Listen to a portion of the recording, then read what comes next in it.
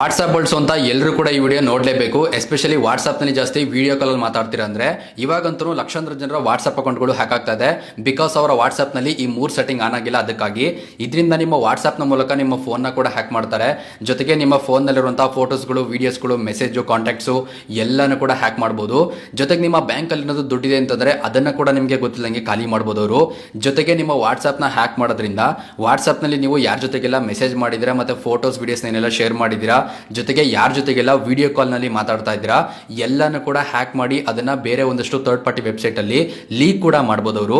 ಹಾಗಾಗಿ ನೀವು ವಾಟ್ಸ್ಆಪ್ ನ ಬಳಸ್ತಾ ಇದ್ರೆ ಈ 3 ಸೆಟ್ಟಿಂಗ್ ಅನ್ನ ಈಗಲೇ ಆನ್ ಮಾಡ್ಕೊಳ್ಳಿ. ಸೆಟ್ಟಿಂಗ್ಸ್ ಯಾವುದು ಅಂತ ಹೇಳ್ತೀನಿ. ಅದಕ್ಕಿಂತ ಮುಂಚೆ ಪೇಜ್ ನ ಫಾಲೋ ಮಾಡ್ಕೊಂಡು ಈ ಒಂದು ವಿಡಿಯೋವನ್ನ ವಾಟ್ಸ್ಆಪ್ ಬಳಸುವಂತ ಎಲ್ಲರಿಗೂ ಕೂಡ ತಪ್ಪದೇನೆ ಶೇರ್ ಮಾಡಿ. ಮೊದಲು ನಿಮ್ಮ ಫೋನ್ ನಲ್ಲಿ ವಾಟ್ಸ್ಆಪ್ ಓಪನ್ ಮಾಡಿಕೊಂಡು ಡಾಟೆಡ್ ಲೈನ್ ಮೇಲೆ ಕ್ಲಿಕ್ ಮಾಡಿ. ಸೆಟ್ಟಿಂಗ್ ಮೇಲೆ ಕ್ಲಿಕ್ ಮಾಡ್ಕೊಂಡ್ರಿ ಅಂತಂದ್ರೆ ಈ ರೀತಿ ಇಂಟರ್ಫೇಸ್ ಬರುತ್ತೆ. ಪ್ರೈವಸಿ ಮೇಲೆ ಕ್ಲಿಕ್ ಮಾಡ್ಕೊಂಡು ಪೂರ್ತಿ ಕೆಳಗೆ ಬನ್ನಿ. ಅಡ್ವಾನ್ಸ್ಡ್ ನ ಮೇಲೆ ಕ್ಲಿಕ್ ಮಾಡ್ಕೊಂಡು ಬ್ಲಾಕ್ ಅನ್ನೋನ್ ಅಕೌಂಟ್ ಮೆಸೇಜ್ ಅಂತ ಇರುತ್ತೆ, ಈ ಸೆಟ್ಟಿಂಗ್ ಆನ್ ಮಾಡ್ಕೊಳ್ಳಿ.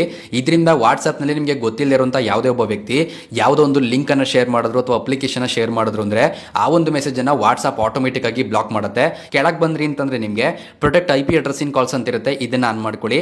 ಡಿಸೇಬಲ್ ಲಿಂಕ್ ಪ್ರಿವ್ಯೂಸ್ ಅಂತ ಇರುತ್ತೆ, ಇದನ್ನ ಕೂಡ ಆನ್ ಮಾಡ್ಕೊಳ್ಳಿ.